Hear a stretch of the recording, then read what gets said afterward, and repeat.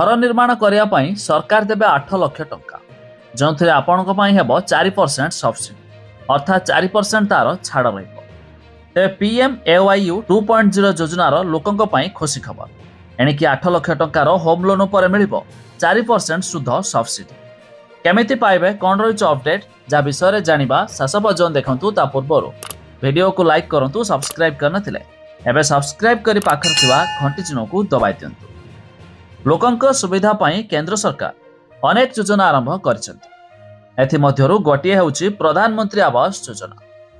निकटर सरकार प्रधानमंत्री आवास योजना शहरी अर्थात PMAYU 2.0 को अनुमोदन करिसेंति। एही योजनार परिसर अर्थनैतिक दुर्बल विभाग निम्न आय गोष्ठी मध्यम आय गोष्ठी परिवार को अंतर्भुक्त कराइछि।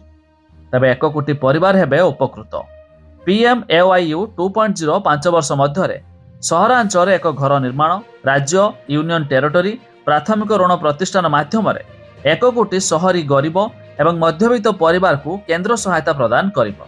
एही योजना अधीन 2,30,00,000 कोटी टंका सरकारी सहायता जोगाई दिया जाय। स्कीम अधीन जो माने लोन नेवा पाई चाहिए सेमानकु प्रधानमंत्री आवास योजना 2.0 अधीन होम लोन मिलिबो 8 लाख टंका जो 4% मिल पार सब्सिडी अर्थात छाड़।